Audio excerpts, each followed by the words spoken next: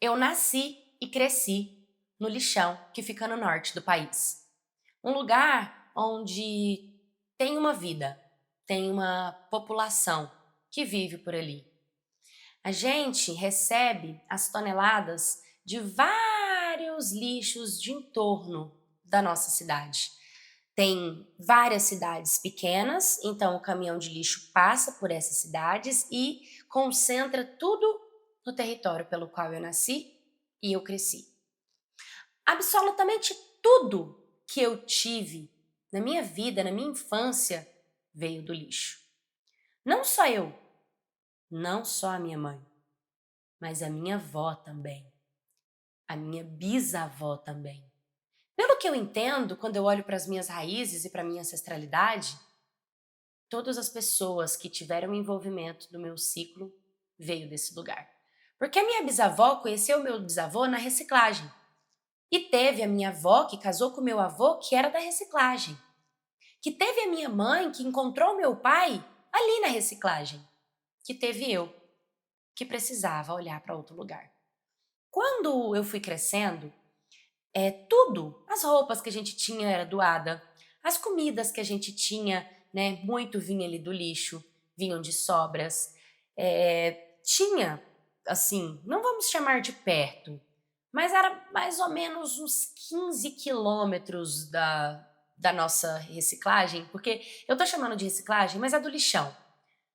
O lixo, falar lixão para mim sempre foi um muito doído, porque o lixo é lixo, né? O lixo é um xingamento, o lixo é o descartável, o lixo ele é a sobra, o lixo ele é o nada.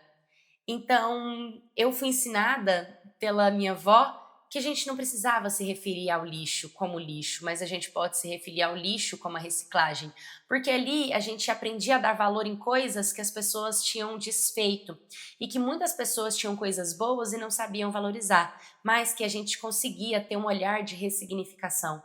Eu aprendi essa palavra muito cedo na vida, ressignificar. Ressignificar, reciclar. Todas essas palavras foram me moldando como pessoa. A minha mãe e a minha avó, elas não tiveram o básico do estudo. Elas nunca foram para a escola. Elas nunca aprenderam a ler, a escrever. E quando eu tinha uns 7 anos, eu queria muito. A única pessoa que sabia ler e escrever da nossa casa era o meu pai. Porque o pai dele tinha ensinado para ele. Então ele sabia, mas o que ele sabia era o básico. Na minha comunidade, não tinham pessoas que sabiam ler, que sabiam escrever, que sabiam ensinar, mas tinham pessoas com força de vontade. Tinham pessoas que buscavam oportunidade. Tinham pessoas que vinham para a nossa comunidade para poder trazer projetos. E a gente até queria abraçar, mas infelizmente essas pessoas não sustentavam.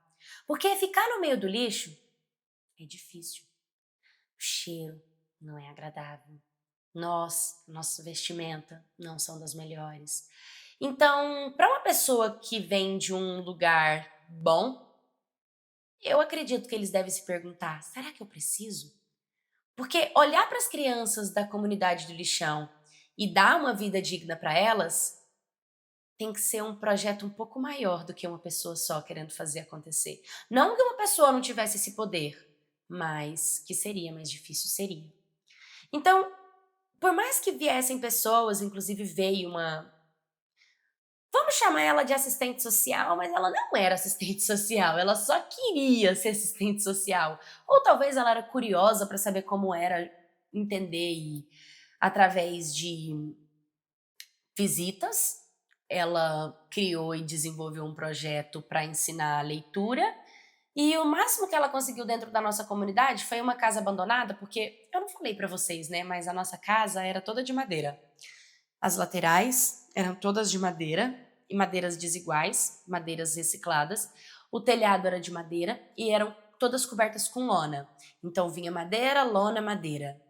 E muitas vezes a gente acabava conseguindo coisas, né? Por exemplo, panelas, forros de cama, coisas do tipo. E olha, até amaciante, sabão em pó, essas coisas a gente também conseguia juntar da reciclagem. Porque quando você vai juntando de pouco a pouco, dá muito, né?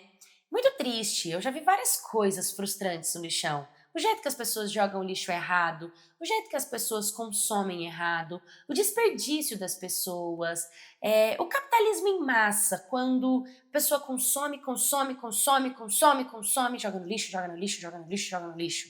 E às vezes a gente conseguia ver isso nos reflexos de lixos que davam para ser muito bem reutilizados. Ao mesmo tempo que a gente agradecia a pessoa ter jogado certos itens no lixo, como por exemplo, a minha mãe um dia achou uma coxa de cama. E assim, a gente nunca tinha tido uma coxa. Todas as cobertas que a gente teve eram retalhos e muitas vezes costurados.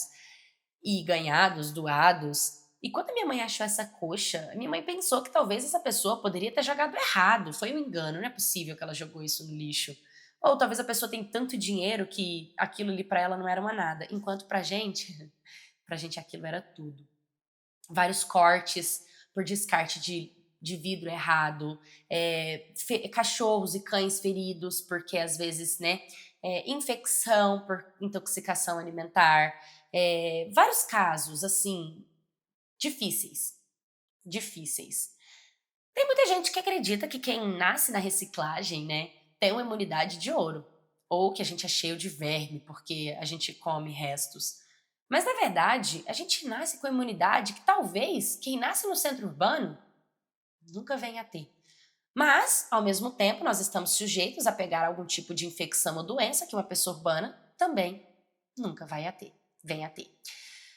Com 7 anos, quando essa moça veio criar esse projeto, o que ela conseguiu fazer na nossa comunidade foi, tinha uma casa que ela era abandonada. Não era que ela era abandonada, é que o morador, tinha uma senhora que morava lá, inclusive amiga da minha avó, que ela veio à falência.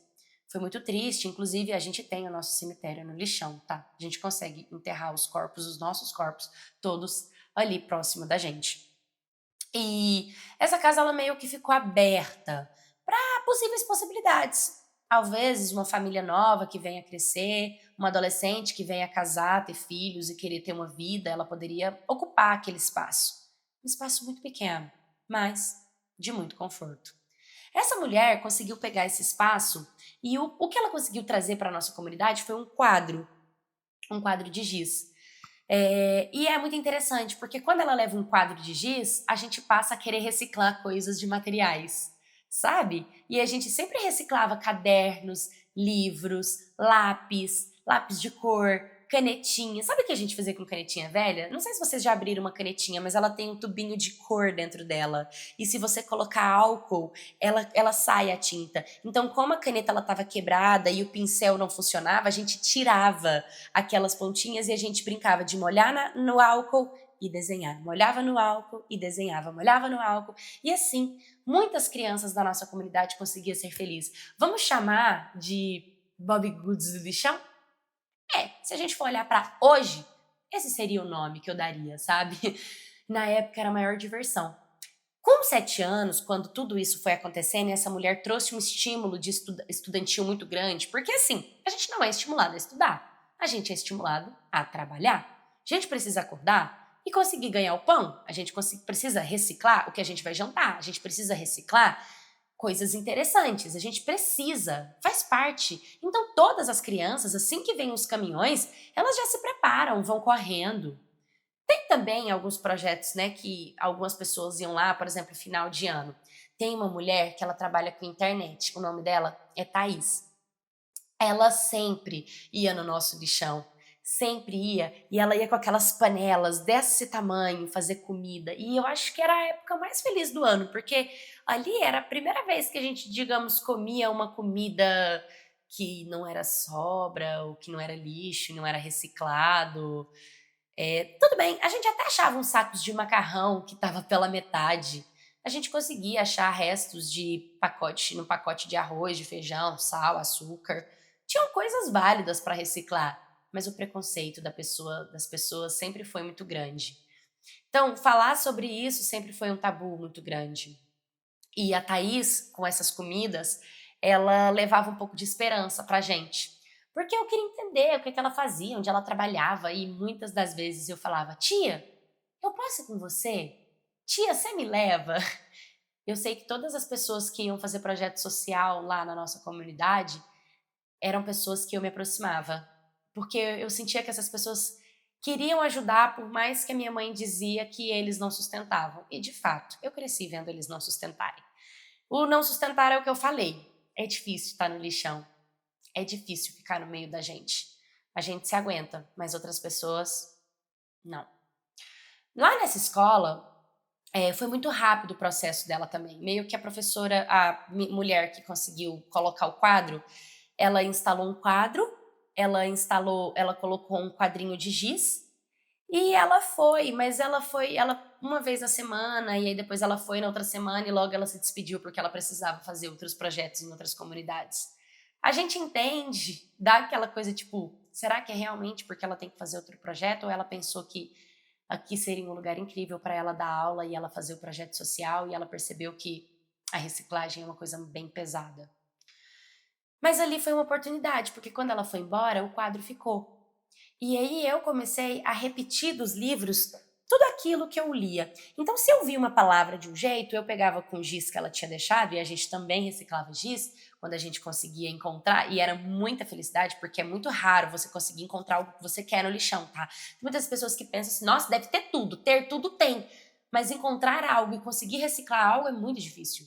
É muito difícil. Então, a caixa de giz, a gente tentava reciclar ou consumir ao mínimo possível.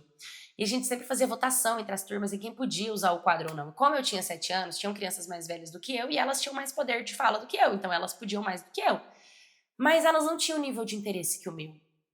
Então, eu pegava os cadernos, eu repetia no quadro tudo aquilo que eu estava vendo, em casa eu repetia nos livros, né? Eu comecei a querer entender um pouco mais sobre isso, eu comecei a querer entender mais. E de pouco a pouco eu ia. Só que assim, é difícil você tentar sozinha, você conseguir sozinha. Uma coisa que me marcou muito durante esse processo é que, de vez em quando, meu avô, meu pai e alguns vizinhos também, pais das minhas amigas, eles gostavam de ir lá na cidade, que eu contei pra vocês que era 15 quilômetros de distância do lixão, para poder recolher coisas, conseguir comida, pegar coisas de lixeiras, né? Conseguir pegar antes de chegar no lixo, de misturar com tudo e de chegar do jeito que chegava lá. Então a reciclagem também funcionava assim. Às vezes tinha alguma festividade nas cidades próximas, a gente ia porque a gente sabia que tinha muito recolhimento de lata, de plástico, né? De comidas, e então de gelo, sim, gente, a gente amava pegar gelo. Porque por mais que tinha água, a gente tinha uma água ali que não sei dizer se era água tratada. Eu era muito pequena para saber essa informação. Mas a gente sempre tomou e nunca deu nada. Então, a gente amava pegar gelo, porque o gelo tinha aquele furinho, sabe? E a gente conseguia, tipo, pôr o gelo assim no dedo. E era diferente, porque o gelo é uma coisa que lá na reciclagem a gente nunca conseguiu pegar, porque ele derretia antes de chegar. Então, era uma coisa. O gelo é um item que marcou a minha infância. É um item que, tipo, marcou a minha experiência, a minha vivência na reciclagem. E aí foi um desses momentos em que o meu avô, ele foi para pegar umas latinhas e recolher umas latas, ele pediu para ir para uma lata e tinha uma revistaria, sabe? Revistas que vende revistas, gibis, tipo quiosquinho, em frente a uma lanchonete. Várias vezes eu ia na lanchonete, pedia lanche, de vez em quando eles davam, de vez em quando eles enxotavam, quando estava muito cheio eles falavam, volta depois, agora a gente não tem tempo, a gente voltava depois. Às vezes eles eram legais e preparavam a marmita e mandavam, e era uma coisa louca, porque não dava para todo mundo, então a gente tinha que comer ali antes de chegar de volta na reciclagem, e era horrível o sentimento de voltar com a barriga cheia para casa e saber que lá eles iam estar comendo uma coisa ruim, sabe? Mas eu também sabia que quando as pessoas queriam comer algo bom, elas também podiam ir para a cidade e pedir para alguém que elas também conseguiam. Então, era uma infância muito dolorida e muito sofrida. E nessa revistaria, a moça meio que me via. E eu cheguei nela um dia e falei assim, moça, é que eu trabalho, eu moro na reciclagem, eu moro no lixão, a gente faz reciclagem e eu queria muito aprender a ler. A moça pôs um quadro e eu aprendi algumas letras, mas eu não sei que letras são, eu não sei o que que é, a minha mãe não consegue me ensinar e como tinha muita gente no lixão, não dava para aprender e algo do tipo, realmente era inacessível, digamos assim. E ela teve compaixão. Ela teve compaixão por mim. E ali ela me doou um monte de gibis sabe? Ela falou que o gibi ia aflorar a minha imaginação e que se eu pudesse voltar ali na revistaria, ela me ajudaria a ler. Só que ela disse que eu teria que tentar ir com um. É tipo, ela falou que eu tinha que ir um pouco mais adepta para ficar no ambiente, porque ele era um ambiente de vendas e era em frente a uma lanchonete e que infelizmente, né, as minhas condições de vestimenta e coisas do tipo acabavam espantando os clientes. Ela perguntou se eu tinha condições de voltar no outro dia, é, pelo menos sem ter trabalhado na reciclagem, sem ter metido a mão no lixo, sem ter que estar com o pé todo sujo, se eu conseguia ir lá que ela iria me ajudar e eu poderia ficar na revistaria com ela. Eu fiquei encantada, fiquei apaixonada por ela. Eu falei pra ela que eu ia conversar com os meus pais e que se os meus pais me levassem enquanto eles fizessem a reciclagem, eu poderia estar ali na revistaria. Ela super concordou, ela perguntou se queria que falasse com meu pai, mas o meu pai me apoiava, porque ele sabia ler. E ele até tentava me ensinar, mas ele não tinha muito tempo. Ou ele fazia reciclagem, ou ele ficava me ensinando. E às vezes ele saía cedo e voltava à noite. E quando ele voltava sempre muito cansado, porque a gente não tinha carro. Tudo que a gente fazia era trabalho braçal, era trabalho com as pernas e com os braços. Então era muito cansativo, porque ele tinha que carregar a carreta nas costas. E às vezes ele carregava assim. Inclusive o meu pai, ele até teve um problema de coluna e tipo ele se tornou aquelas pessoas mais velhas que tem assim a coluna para fora. E eu acredito que é de tanto ele ter forçado o serviço braçal, sabe? Mas ele me apoiava. Ele apoiava a ideia. E quando eu contei pra ele, ele ficou muito feliz. Ele falou: minha filha, não é todo mundo que quer ajudar uma pessoa da reciclagem, né? Não é todo mundo que olha pra uma criança do lixão. Se ela teve essa compaixão, eu te levo todos os dias. Que horas que ela pediu pra você estar lá? E eu falei: papai, me leva na hora que abrir. E ele falou: tá bom. E assim foi. Conversei com a minha mãe. A minha mãe e minha avó ficaram bem seguras. A minha mãe foi um pouco contra, ela falou que eu era muito nova. Pra você ver como os valores eram invertidos, né? Na cabeça dela eu era nova, porque eu ir pra revistaria, aprender a ler e aprender a ter esse tipo de responsabilidade, talvez fosse me explorar. Mal sabendo ela que a exploração de verdade estava na minha vivência, na minha rotina. E em vez de eu estar estudando, eu ter que estar reciclando. Aquilo sim é difícil de lidar, entendeu? Mas enfim, como meu pai me levaria, ficaria ali fazendo reciclagem, sabia onde eu estava, ele no outro dia me levou. Ele me levou pra lá, eu tomei um banho, coloquei uma roupa que sinceramente não era a melhor roupa, mas era a que eu tinha. Eu tentei ir cheirosa porque a gente vive de coisas, então eu tinha um creminho, eu tinha um perfuminho, eu tinha minhas coisinhas, tudo do lixão, mas ainda prestava e funcionava e saía cheiro, então eu era assim. Desde que eu conseguia reciclar, tipo, creme de corpo, perfumes, body splash, essas coisas, eu não usava por nada. Eram momentos tipo, vai ser uma ceia de Natal. Aí eu usava, porque eu tinha muito medo de acabar, porque como eu disse, o lixão tem de tudo, mas não é tudo que a gente consegue encontrar em boas condições, cheio, reciclável. Então eu tentava assim, usar nos momentos mais especiais, mas como ela tinha me falado daquilo de em condições boas, eu aproveitei para usar desses produtos para poder chegar lá, né? Então eu fui super cheirosa, parecia que eu estava indo no meu primeiro dia de aula. E aí quando eu cheguei lá, ela não tinha nem aberto e ela abria às 9, não às 8. Então eu e meu pai ficamos um tempão, porque a gente saiu de casa era 5h50, para poder chegar lá às 7, porque a gente foi andando e ele tinha que levar o caminhão da reciclagem, então o caminhão não, né? A carroceria da reciclagem, então é bem lento, né? 15 quilômetros não é pertinho, a gente demorou mais de 1 hora a pé. E bom, fomos. E assim, sinceramente, 1 hora a pé não era muita coisa para quem não tem carro e nunca andou de carro. Eu ouvi uma frase que diz: a gente não sabe sentir saudade daquilo que a gente não conhece. Então eu não sabia como era ser rápido num trajeto se eu nunca tinha andado dentro de um carro, entendeu? Então aquilo para mim não fazia diferença nenhuma, e nem para os meus pais, que também cresceram e viveram dentro daquela realidade, e estava tudo bem. Ficamos lá na porta. Quando a mulher me viu, ela falou: nossa, você já chegou. E eu falei: eu não perderia essa oportunidade por nada. E ela me deu um sorriso, tipo: Gostei disso, garota.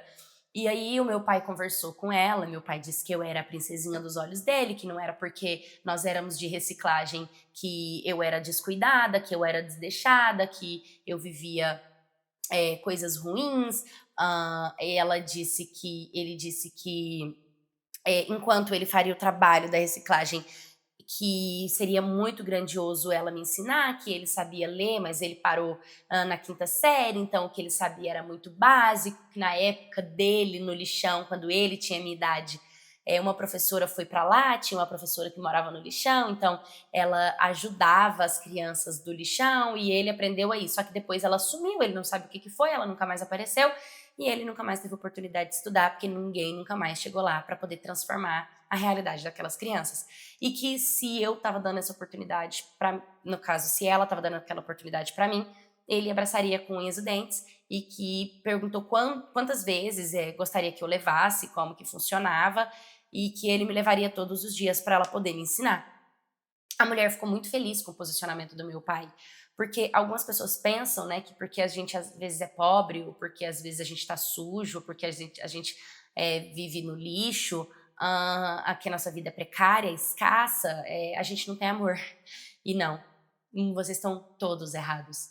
Tem muito amor envolvido, tem muito cuidado envolvido, tem muito proteção envolvido, sabe? Assim como tem muita violência, tem muita agressão, tem muito abuso, inclusive tem vários casos, tem agressores na nossa comunidade, pessoas que a gente já, que os homens lixaram ele, pessoas que foram expulsas da comunidade, crianças que foram vítimas, pessoas que foram mortas ali dentro. Não vou também romantizar que tudo que acontece ali são coisas positivas. Existem sim coisas negativas. Pois bem, ela começou a me ajudar. Inclusive, ela me elogiou. Ela disse que eu estava cheirosa. E eu nunca tinha ouvido esse comentário. Tipo, ninguém nunca tinha chegado em mim e falado assim: Nossa, você tá cheirosa. Porque eu nunca tinha ouvido isso. Então, os meus olhos brilhavam assim quando ela me elogiou daquele jeito. E aquilo parece que consertou alguma coisa dentro do meu coração, sabe? Tipo, eu me arrepiei inteira dela me falar que eu tava cheirosa. É como se eu tivesse, sei lá, ganhado dinheiro, porque dinheiro, o elogio que ela me deu foi a mesma coisa de ganhar dinheiro, que é uma coisa muito difícil pra gente. Então, eu fiquei muito feliz. E ela não tinha piedade nas palavras dela, sabe? Ela me enxurrava de elogios.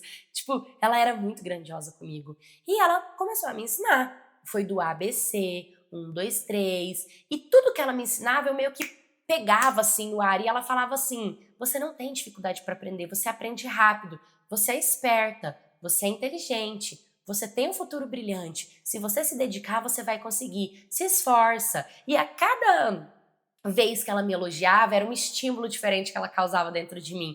Uma sensação de aprovação, de grandeza. Eu comecei a pensar grande. Ela me fez pensar, por exemplo, se você pudesse escolher um trabalho, o que você escolheria? E é óbvio que eu respondi, eu teria uma revistaria. Tipo, pra mim, ela era o projeto de sonho mais próximo que eu poderia ter, ou que eu gostaria de ter. Eu jamais me imaginaria fora daquele lugar, porque foi o que ela me acolheu. Mas ela me disse que existiam outras coisas, existiam outras funções, então ela me ensinou sobre profissões, ela me ensinou sobre geografia. Eu não sabia, por exemplo, que eu morava no norte do país, eu não sabia que existia o sul, né, o sudeste, o centro-oeste. Eu não sabia que o Brasil tinha as 27 estrelas na bandeira por conta dos estados do país. Eu não sabia que a capital do Brasil era Brasília. Tudo que eu ouvia falar sobre política ou sobre coisas eram informações que vinham de pessoas e outras pessoas que viram na televisão e que levou pro lixão, sabe? Algumas pessoas que sabiam ler, às vezes viam um jornal velho, alguma coisa, e passavam informação. Às vezes as informações eram mentiras, porque interpretou a informação de forma errada. Então, ela de pouco a pouco ela foi me ensinando. E assim, o meu pai me levava todo santo dia. Todo dia ele me levava às 8 da manhã e eu ficava até às 6 da tarde com ela, porque a gente tinha uma hora para voltar para casa, então às 7 a gente voltava. E a cada dia que passava, eu chegava em casa com uma novidade diferente. Eu contava para minha mãe um animal diferente que eu tinha aprendido, uma carreira diferente, uma curiosidade diferente. E ali a minha mãe e minha avó começaram a perceber que eu estava me desenvolvendo. que eu tava, né, de certa forma, os meus tios, que, tipo, moravam no lixão, mas eles moravam do lado, começaram a se incomodar. Porque as minhas primas, elas não sabiam ler. Elas eram menores do que eu e começaram a meio que me criticar. Eles me diziam: você tá querendo ser melhor do que a gente. Agora que você tá querendo ler, aprendendo a ler, você acha que você sabe tudo. Você acha que um dia você vai sair daqui. Você acha. E isso me entristecia, porque eu realmente me achava. Eu achava que eu estava sendo melhor que todo mundo ali, porque eu estava recebendo uma oportunidade, mas não porque eu estava me engrandecendo. E sim porque eu queria passar para eles tudo que eu estava aprendendo. Então eu chegava eufórica, eu chegava com um livro, o que eu tinha aprendido, os estados, as estrelas da bandeira, os números, números romanos, que eu nem sabia o que era número romano. Tudo isso eu queria chegar lá na minha comunidade e falar, queria ensinar, queria pôr tudo no quadro. E de fato eu fazia isso. Eu chegava, gente, eu com 7 anos eu chegava, era 7 horas da noite, eu tomava um banho. E isso porque eu nem precisava tomar banho, porque eu tava cheirosa, porque eu não tinha me sujado o dia inteiro, o máximo dá aquele suorzinho. Mas sinceramente, pra gente que tá ali naquele ambiente, a gente tá tão acostumado com odores, né, que o cheiroso o meu cheiro, assim, o cheiro que eu tava ótimo. O cheiro de suor pra mim não era nada comparado a quem eu era antes, entende? Quando eu chegava da revistaria da cidade, eu ia pra dentro daquela cabaninha que aquela mulher colocou o quadro e eu começava a repetir tudo que eu tinha aprendido. Então era A, B, ba, B, bi, bó. E eu ia, né?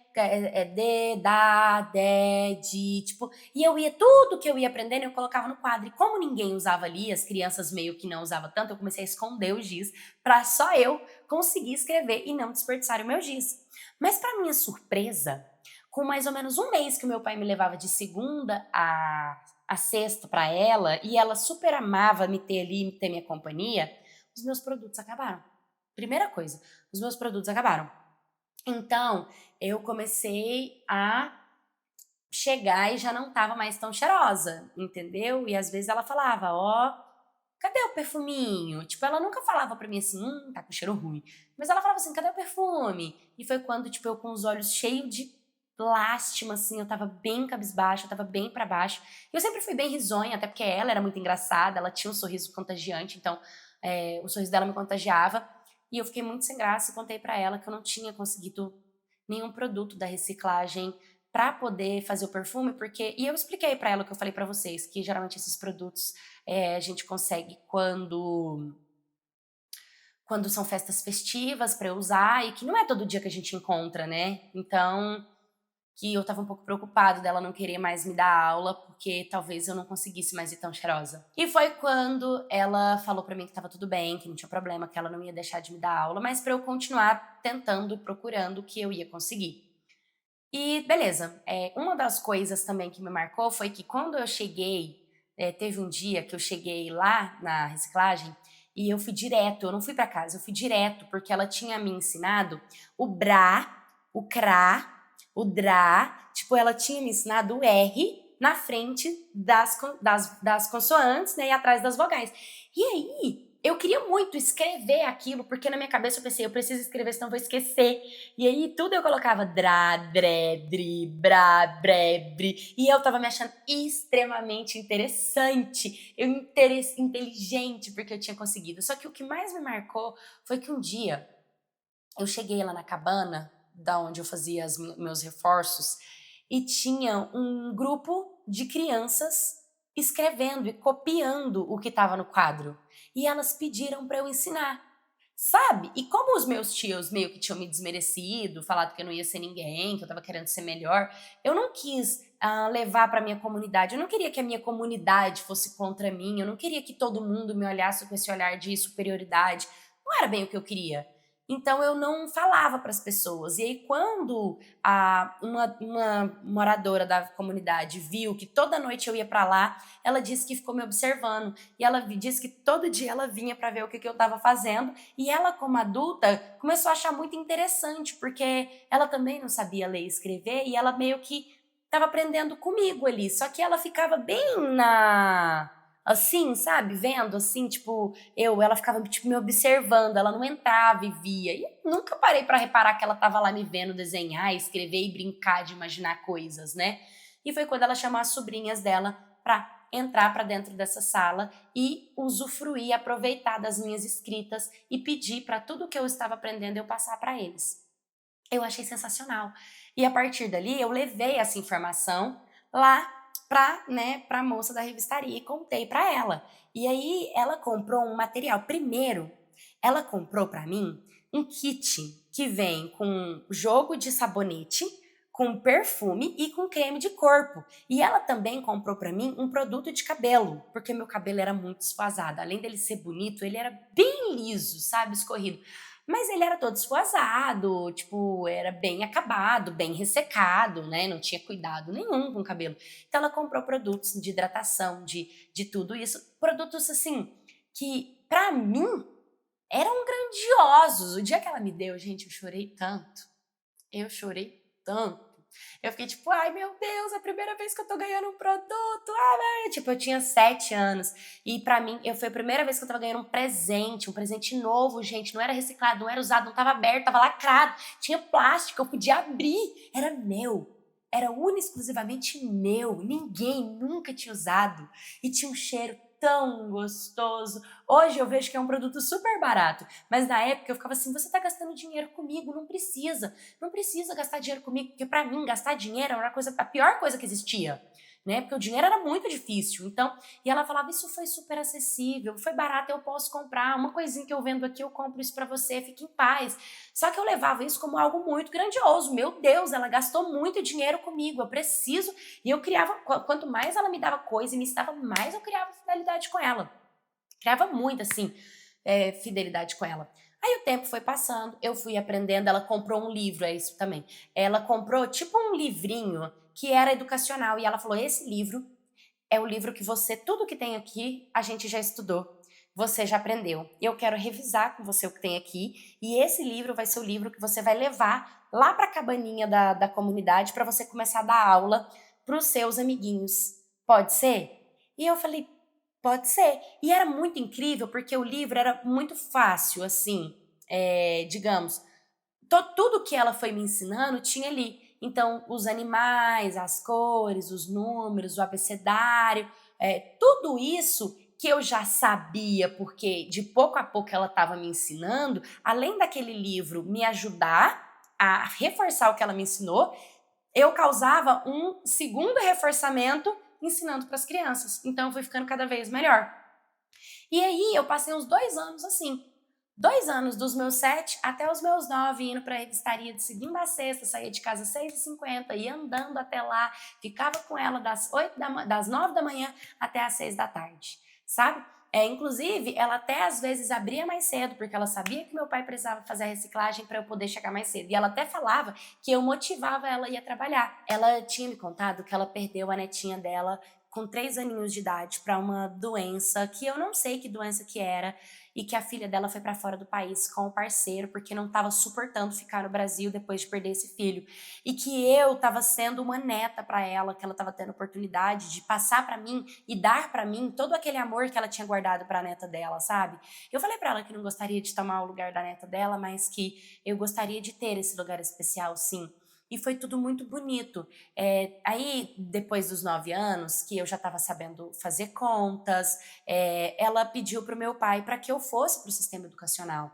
Só que o meu pai, tipo assim, podia entrar na escola, ela achava que era melhor para mim. Eu fiquei 2 anos. Durante todos esses 2 anos, ela sempre bateu na tecla de por que, que você não vai para escola, por que, que não leva para escola, por que, que não te matricula, por que, que em vez de estar trazendo aqui, não te leva para lá.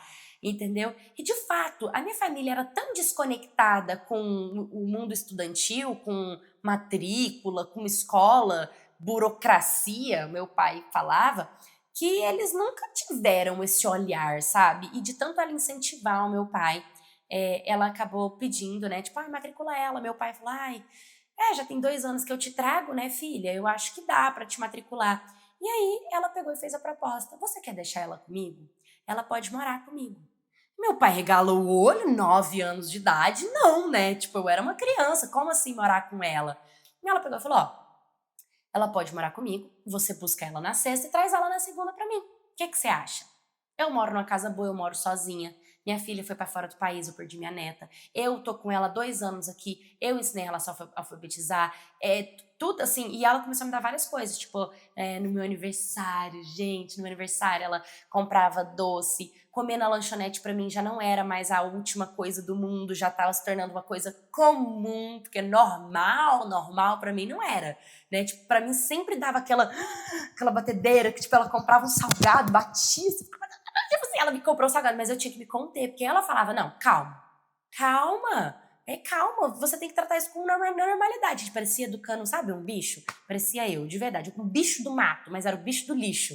Eu era o bicho do lixo, entendeu? E ela me tratava assim, ela falava assim, não, você não tá lá, você tá aqui, olha pro seu ambiente. E pra ela me moldar e me codificar, realmente foi muito difícil. Olha, eu não sei se o meu pai tivesse me levado direto para uma escola, se eu tinha conseguido, porque eu acho que eu tinha passado muito bullying. Porque eu não sabia me cuidar, eu não sabia, né, eu não tinha condições, logo o cheiro. Então, assim, muitas das crianças não vão do lixão, não vão para a escola, preferem viver ali entre a comunidade, porque o psicológico delas fica meio que pior por conta de tudo que acontece ali na escola, né? Pelo menos é assim que a gente cresce. E aí foi quando ela conversou com meu pai, e aí, tipo, ela já tá bem, ela me dava roupinhas, ela me dava produtinhos, ela cuidava do meu cabelo, ela gostava de fazer penteados em mim, ela comprava lanche pra mim e pra ela, a gente almoçava juntas, a gente lanchava juntas, ela sempre mandava comida e restos de, tipo assim, eu comi um lanche, sobrou, manda pra tua família, aí pega mais 2, manda pra família dela. Ela era muito generosa. Ela era muito generosa, muito mesmo, sabe? Mas quando ela fez essa proposta pro meu pai de eu morar com ela, até eu fiquei um pouco assim, porque eu amava morar na minha casa, por mais que era uma casa pobre, e eu morria de vergonha, eu jamais convidei ela pra ir na minha casa, e talvez jamais convidaria, porque não é todo mundo que entra no lixão, e também eu tinha medo dela perder o carinho que ela tinha por mim, tipo, dela ver minha casa, minha realidade, conhecer todo mundo, e perder a vontade de me ensinar alguma coisa. Ela acaba que durante esses 2 anos ela nunca foi lá na minha comunidade. E aí foi quando ela pediu pro meu pai pra eu ficar com ela. E aí meu pai falou que ia pensar, que não estava preparado para esse baque, que confiava muito nela, que não era sobre isso, é porque realmente a gente tinha uma rotina na nossa casa, todos os dias a gente jantava junto, que, né, e por mais que a nossa janta era muito escassa, era restos, eram sobras, eram coisas, e às vezes era comida boa também, gostosa, a gente estava sempre junto, o carinho, o amor e o afeto reinava na nossa família. Mas aí conversou com a minha mãe, conversou com a minha avó e a comunidade inteira meio que ficou assim: mas e aí, como que ela vai dar aula para as crianças? Como que ela vai dar aula para as crianças? Mas não era minha responsabilidade dar aula para as crianças. Eu só tinha 9 anos, entende? E a comunidade queria meio que eu ficasse ali, que eu morasse ali, que eu vivesse ali para poder ensinar para as crianças. Só que eu também precisava aprender, até porque ela disse que o momento que eu tava, ela já não estava conseguindo me ensinar. Ela falou assim: eu não vou conseguir te ensinar, vai começar agora tabuadas, divisões. Aí ela falou: vai dificultar pra mim. E eu acho que eu já não posso fazer por você o que você pode fazer por você, o que uma escola pode fazer por você, o que uma professora de verdade pode fazer por você. E assim, com essa narrativa, ela conseguiu convencer o meu pai, e meu pai, com muita dificuldade, conseguiu conversar com a comunidade. Não convencer, porque convencer ninguém se convenceu dessa história. Pegaram as minhas meia dúzia de roupa, porque eu não tinha muita coisa boa que eu tinha foi ela que me deu, então eu basicamente peguei o que ela me deu, e eu comecei a morar com ela. E assim, nos 3 primeiros dias era estranho, tipo, eu dormia assim na cama, e quando eu acordava tipo assim, onde eu tô, sabe? Aquela coisa assim muito esquisita, e aí de pouco a pouco eu fui me adaptando com ela, fui me adaptando à rotina. Eu já conhecia ela, então eu tentava sempre ser legal e ser útil na casa dela, sempre tentava. Ela me ensinou algumas coisas, como, por exemplo, olha, depois de comer, o prato põe na pia, a gente já lava as vasilhas, a gente já seca, a gente já guarda. Tudo ela tinha que me ensinar, porque era totalmente uma cultura diferente, o jeito que ela fazia comida era diferente, as coisas que ela comprava para fazer comida era diferente. E aí chegou meu aniversário de 10 anos. E aí, nesse aniversário, ela me deu um celular de presente. E, detalhe que eu esqueci de contar. Meus pais me matricularam na escola, ela fez um documento, ela pediu para advogado dela esse documento e os meus pais assinaram como um termo de que ela estava sobre a minha responsabilidade legal e que ela respondia por mim e por conta da localização, do endereço. Ficou bastante tempo na justiça, assim, esse processo. Eu era criança, não lembro dos detalhes, mas eu lembro disso, dela pedir essa documentação. E ela me colocou na escola. A escola era bem do lado da casa dela, então ela me levava para a escola quando ela estava indo para o trabalho e depois, quando eu saía 4 horas da tarde, eu entrava às 7 da manhã e saía 4 da tarde. Então, quando eu saía, ela fechava a revistaria, ela ia me buscar, ou às vezes o meu pai passava lá, o meu pai me pegava e o meu pai me levava. Uma coisa que eu lembro é que quando meu pai foi me buscar e os meus coleguinhas da escola viram que o meu pai era da reciclagem, no outro dia eles falavam, faziam muita piada e riam, e falavam que, tipo, que o meu pai era catador de lixo, e mal sabiam ele que eu também era. E foi aí que eu comecei a lutar, porque eu falava, eu me tornei uma outra pessoa. Então, quando as pessoas falavam, eu falava, e você está sendo preconceituoso, isso é crime. Você não sabe da história dos outros, você não sabe da necessidade do outro. Espero que seus pais tenham muito dinheiro para você poder estar aqui desdenhando dos outros. E eu usava palavras incríveis, tá? Porque eu aprendi essas palavras. E eu sempre fui muito interessada. Então, tudo que ela ia me ensinando, e aí eu tive acesso à televisão, eu tive acesso à internet. Quando eu fiz meus 10 anos, ela me deu um celular de presente e a minha primeira festa de aniversário, que ela fez na área da casa dela. E eu tenho certeza que deve ter passado pela cabeça dela, hoje, né, gente, hoje eu penso isso, na época não. Mas eu tenho certeza que na época ela deve ter pensado, e agora, como é que eu vou chamar aquele tanto de gente, tanto de lixeiro que mora lá no lixão pra vir na minha casa? Como é que vai ser isso? Entendeu? Mas ela fez um bolo pra mim. Ela comprou uns balões, ela chamou, pediu pra chamar algumas colegas da escola, eu convidei, porque eu já tinha feito algumas colegas, convidei os meus amigos também, da minha comunidade, alguns foram, alguns não, porque ela tinha feito a comemoração numa sexta pela noite, que foi o dia que deu meu aniversário, mas as pessoas que mais importavam pra mim foi que era meu avô, minha avó, minha mãe e meu pai. E também uma prima minha, duas primas minhas que eu tinha muito carinho por elas, apesar que os pais delas meio que achavam absurdo meus pais terem me dado para os outros me criar, que eu poderia estar passando um monte de situação. Eles ficavam colocando coisas na cabeça do meu pai. Então meu pai e minha mãe sempre ficavam, você tá bem? Ela não tá te tratando bem? Tá tudo bem? E eu tinha que ficar tipo, tá tudo bem, pai, tá tudo maravilhoso, mãe. Não tá acontecendo nada, ela é ótima. Enfim, fiz essa festa de aniversário que foi extremamente marcante pra mim. E dali em diante, dos meus 10 anos, essa foi minha rotina. Eu estudava, eu depois ajudava ela, trabalhava, eu ia de vez em quando na comunidade, eu tentava ajudar as crianças que estavam lá. Os pais pediam, poxa, volta, né? Vem dar aula, pelo menos venha dar aula, você está estudando, você é inteligente, você conseguiu vencer na vida, alguém quis te adotar, e todo mundo falava que eu tinha sido adotada. Mas eu não fui adotada, meio, ou fui, não sei, mas eu não parei de ter contato com os meus pais e nem ela só quis me ajudar mesmo, sabe? E aí, quando eu fiz 16 anos, ela me matriculou no Menor Aprendiz. E aí, lá do Menor Aprendiz, eu comecei a estudar e comecei a aprender. Mas assim, o que eu tinha feito lá no Menor Aprendiz, eu saí como emprego, né? Só que quando eu saí nesse emprego, meio que a rotina estava muito puxada, não era exatamente o que eu queria, eu ainda era muito nova, né? Então eu decidi que não queria continuar naquele trabalho, mas eu já estava com meus 18 anos de idade. Então, quando eu fiz 18 anos, eu já tinha um curso de técnica por conta do Menor Aprendiz. Eu tinha no meu currículo uma empresa que eu tinha trabalhado. Eu não me adaptei porque era muito diferente da minha área, trabalhava com coisas que não me encaixavam e eu acabei não querendo trabalhar naquela área porque eu queria trabalhar para estudar pedagogia. E eu recebi o maior incentivo do mundo dela e do meu pai também. Estudei pra caramba. Ela começou a procurar bolsas e falar com escolas e explicar em tais lugares. E como eu vim de muito baixa renda, por mais que eu tivesse sobre a cuidar, ela estava me cuidando, né? Não era sobre a guarda, porque não era uma guarda, era como se fosse uma autorização que meu pai e minha mãe deixou com ela. A minha família era toda considerada baixa renda, né? O meu endereço vinha de um lixão que nem era considerado um endereço, tipo, era rodovia, quilômetro não sei o quê, não tinha, tipo, casa, número, quadra, lote, né? E aí, através disso, ela conseguiu uma bolsa para mim numa faculdade regional dali. E eu comecei a estudar pedagogia.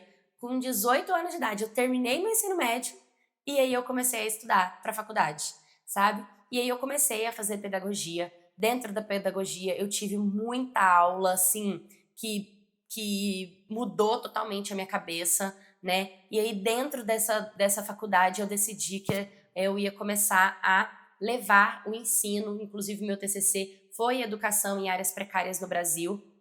Eu fiz essa matéria, consegui desenvolver um TCC muito interessante. A minha história era uma história de comover muitas pessoas. Quando eu cheguei na faculdade, que eu contava para os meus amigos que eu nasci e cresci no lixão, e que foi uma mulher que me deu a oportunidade, e as pessoas choravam e se emocionavam, todo mundo falava que eu tinha que contar minha história, que eu tinha que desenvolver o material, que eu tinha que ajudar as pessoas da minha comunidade. E aí foi muito legal, porque, ai gente, tô arrepiando de lembrar, mas quando eu contei isso, e uma das matérias que a gente teve, que era pedagogia social, a gente precisava de criar um projeto para ajudar crianças dentro do mundo pedagógico, foi muito legal, porque o lugar que eles escolheram, meio que uma surpresa assim para mim, era levar o nosso projeto para as crianças da minha comunidade. Esse projeto, ele levava 2 anos na faculdade.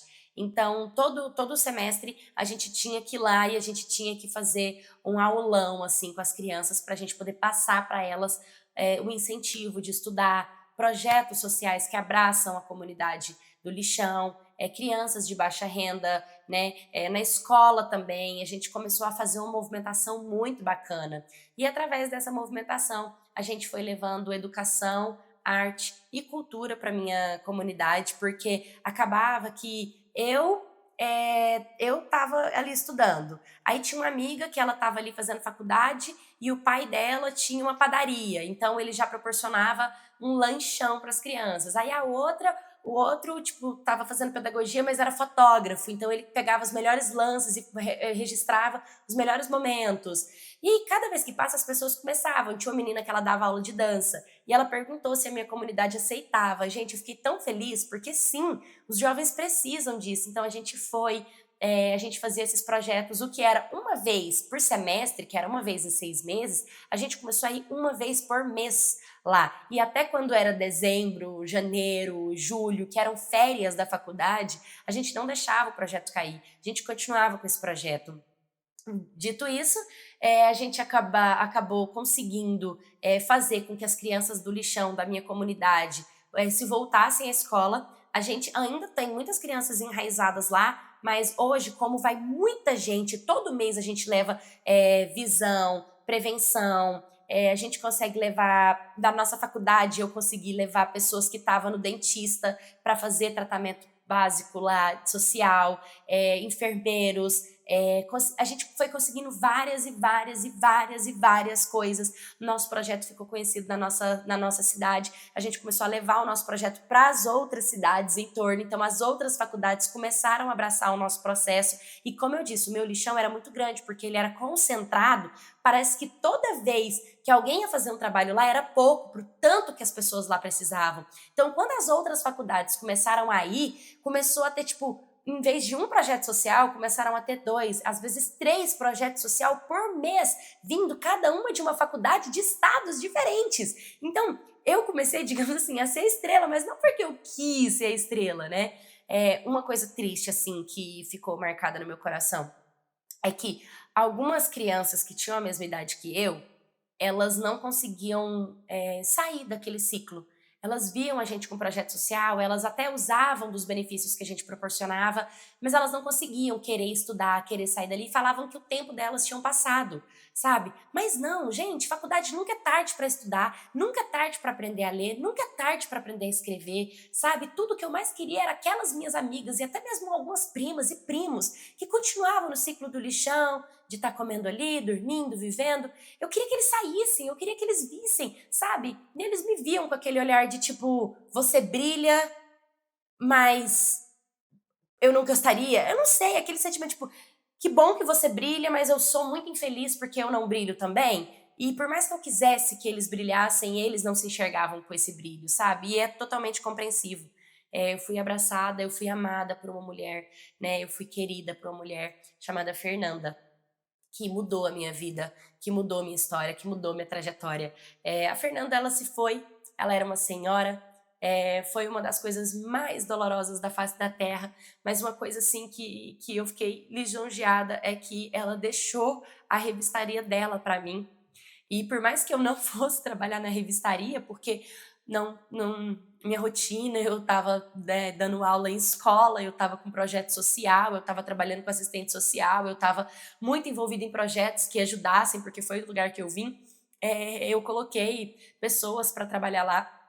E eu queria muito ter colocado meu pai, mas meu pai, ele não sabia fazer conta, então ele não ia conseguir entender se o troco estava certo, se o troco estava errado. E, enfim, eu acabei colocando uma outra pessoa, mas a minha felicidade, a minha alegria é que aquela revistaria tirou a minha família do lixão, porque através daquela revistaria, mais o que eu ganhava com os projetos, e acaba que eu era chamada pelas outras, eu fui chamada, gente, pela prefeitura da minha cidade para palestrar quando tinha palestras, né? E acaba que sempre vinha um cachê ali, um cachê aqui. Eu comecei a trabalhar nas escolas, então eu passava de escola em escola e eu acabava conseguindo ter essa condição. Eu consegui juntar o meu dinheiro, né? Porque, como eu disse, dinheiro era uma coisa muito importante e, tipo, tudo pra mim era muito caro porque era inacessível, então eu não gastava com qualquer coisa, eu nunca tive necessidade de consumir ao máximo, o básico pra mim sempre foi necessário, eu me visto bem, eu me alimento bem, eu treino, eu cuido do meu corpo, eu cuido da minha alimentação, mas tudo que eu faço de uma forma estruturada. Mesmo que hoje eu tenha uma condição boa e eu posso comprar várias coisas, ainda assim eu compro aquilo que eu vou comer, sem ter que jogar tanta coisa no lixo. Já que é para desperdiçar, eu prefiro comprar e levar novinho para eles, entende? Do que jogar fora. Todo final de ano eu junto e a gente faz doações, assim, caridades maravilhosas. A gente transformou a vida de muitas pessoas do lixão. E eu consegui, através desse dinheiro da revistaria, dos meus projetos, da entrada numa casinha que atualmente mora meu pai, minha mãe, minha avó e meu avô, que é dentro da cidade, que já não é 15 quilômetros, é 1 quilômetro do centro, então estamos muito bem localizados. Não é o lugar que eu moro atualmente, eu aluguei um apartamentinho pra mim, porque eu tenho minhas papeladas, meus estudos, eu sempre vou visitar os meus avós, sempre fazemos mutirões na comunidade, e eu sou muito, muito, muito alegre, muito feliz, sou muito realizada, só tem uma coisa que eu peço pra Deus que Ele ainda não trouxe pra mim, que é o meu parceiro de vida. Ainda não consegui me relacionar, ainda não consegui me abrir para esse mundo. Eu acho que eu fico tão focada em trabalhar, que eu esqueço um pouco que eu também preciso de ter esse momento de prazer, de me sentir amada e de, quem sabe, um dia poder reproduzir e quebrar esse ciclo que eu vim da minha bisavó, da minha avó, da minha mãe, de nascer e crescer num lugar e morrer ali, né? Graças a Deus eu tirei eles desse lugar e, com fé em Deus, o meu futuro, do meu futuro pra frente, vai ser totalmente diferente. Oi, my cats! Tudo bem com vocês? Que história, hein, gente? Uma menina que veio do lixão, que veio do nada, que cresceu na vida. Muito obrigada por ter compartilhado a sua história. Eu tô amando essas histórias gigantes do canal, essas histórias ricas em detalhes, essas histórias de superação extrema. E fico muito feliz que você chegou onde você chegou, você é um exemplo de ser humano. Gostaria até de te conhecer, eu queria ir no norte, eu queria ir no seu projeto, eu queria ir lá no lixão, eu queria ajudar, sabe? Tipo assim, dá vontade de pegar e aí também colocar a mão na massa, sabe? E é por isso que eu comecei a fazer psicologia. De forma virtual, eu sei que eu ajudo muitas pessoas, mas a psicologia vai me ajudar de forma física, sabe? Eu ir lá, eu olhar pra pessoa, eu conseguir realmente colocar minha mão na massa. Muito obrigada por compartilhar, essas histórias me transformam como ser humano, eu espero que vocês também se sintam transformados com histórias como essa. Comecem a ver também as pessoas que moram no lixão, os catadores de lixo, de reciclagem, com outro olhar, olhando a raiz, né? Olhando tudo aquilo que eles vivem ali dentro. E respeitar sempre essa diferença, essa diversidade que faz parte da gente, mas que, quem sabe, um dia a gente consiga transformar e trazer igualdade para todo mundo. Se você também já morou num lixão, já morou na rua, já morou na ponte, já passou dificuldade financeira, me manda sua história para contar no canal, no Histórias, canal de paula@gmail.com. Curta, comenta, compartilha, se inscreve aqui. Um beijo e até o próximo vídeo.